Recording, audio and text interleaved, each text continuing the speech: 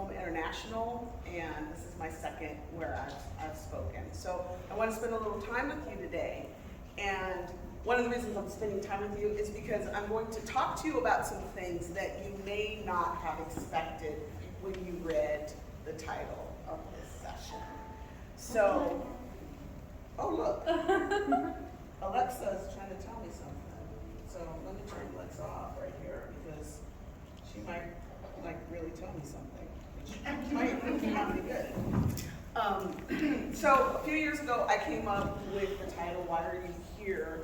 I came up with it when I was going through a bit of a crisis in property management. I didn't know if I still wanted to do it. It was really hard. It was very negative. And I asked my question, Adele, why are we here? What are you doing? Why are you doing what you're doing? And I started to think about that.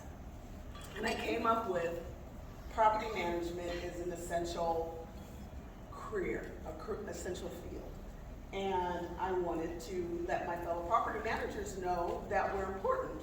So if you were at Salt Lake City, you may have joined me for the search for positivity in property management. And that was what it was about.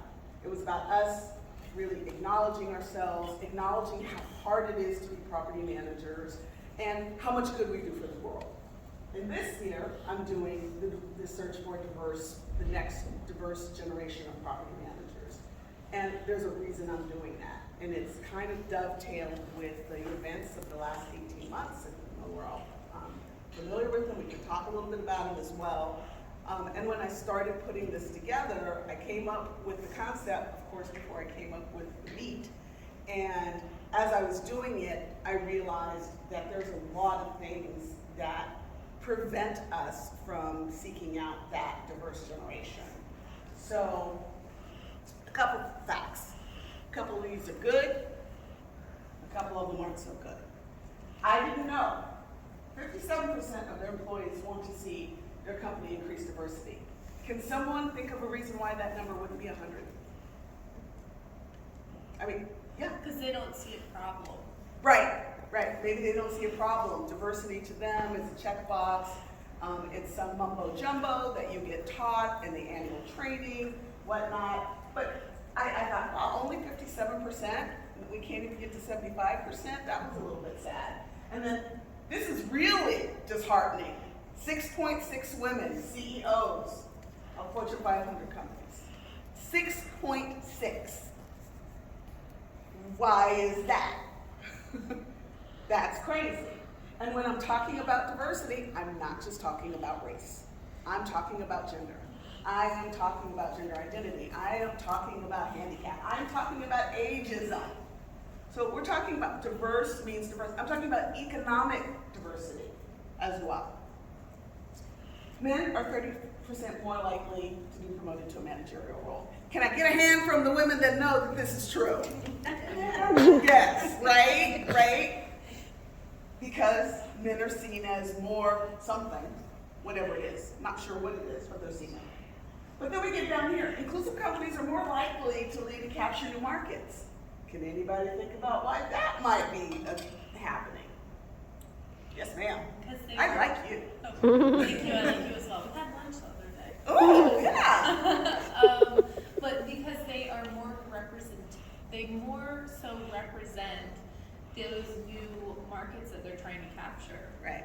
You want to see, just as we might say in our workplace, we want to see people like us, our clients want to see people like them. And clients are increasingly diverse, right? Yes. Globalization, all of those things. Okay. And companies with a racial and ethnic diversity, because those are two different things, and we can talk about it, okay? It took me a while, because I didn't know there was a difference. Are 35% more likely to perform at a higher level and increase ROI. It's good business, but guess what? It's being good people. So why do we have to make a business case for being good people? So, I want to welcome you to tomorrow. I want you to imagine tomorrow being a place where we're all colors, where we're blending, where we're paint, and we are flexible. We're tomorrow. So that means diversity, inclusion, and equity.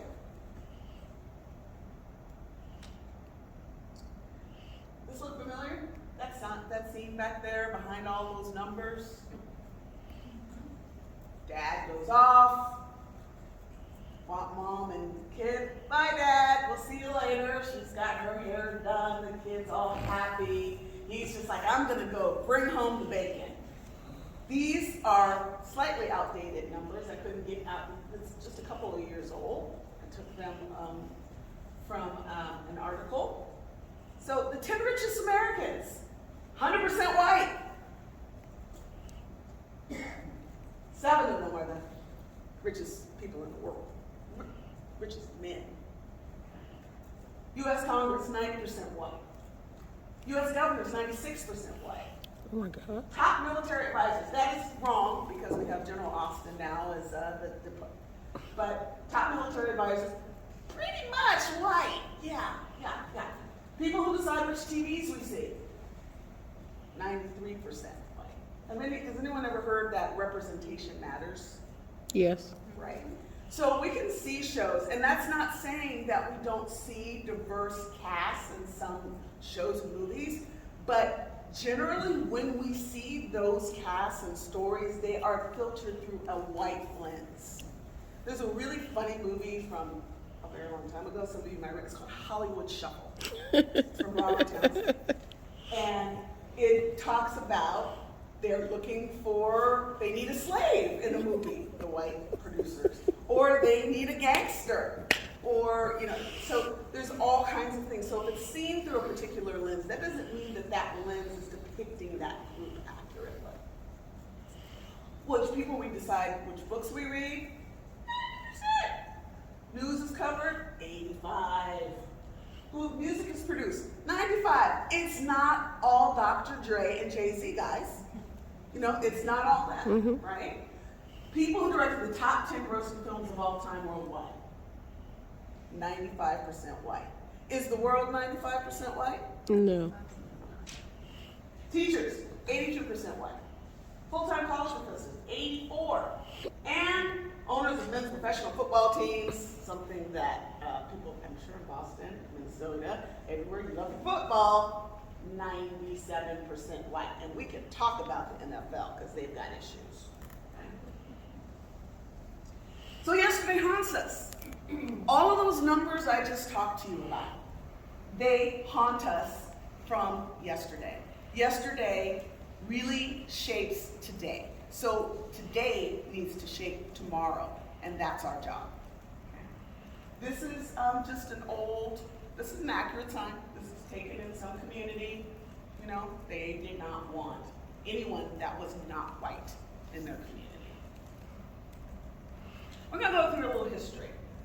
And the reason we're gonna do this, as I said, is I sat down to do this presentation, and I thought, okay, I'm gonna do the diversity, equity thing. Yeah, it's hot, everybody's doing it. But then when I started doing my research, and I found that history has so much influence on what we are and who we and what we do today. So we're going to talk about it. Because what happens when you go to the doctor? You got something wrong with you. The doctor wants what? Your medical history, right? They're not going to try to diagnose you without knowing what happened to you in the past. Because if you had some major surgeries or something, they need to know that. So in order for us to fix all the things that are wrong today, we're gonna have to go back and figure out what maladies were on us yesterday.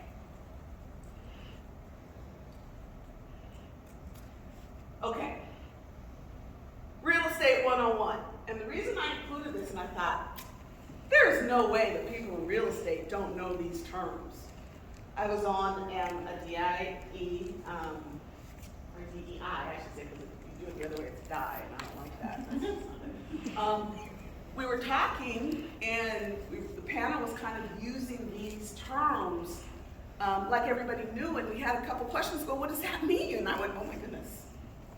You're in real estate, and you don't know these terms and what they mean? Blockbusting.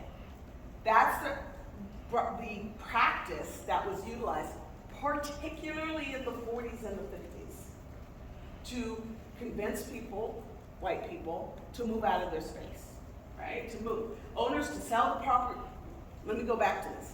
To sell the properties cheaply, to leave.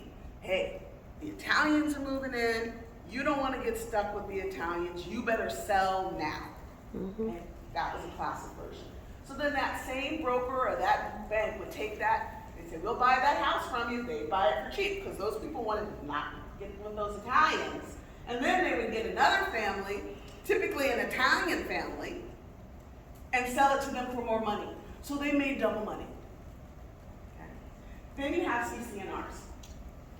During the 20th century, the racially restrictive deeds, they're no longer enforceable, they're no longer legal, but I want to challenge you to go back, particularly if you live in an older suburb or an older area, and take a look at those CC&Rs and see if you can find some very, very disturbing language.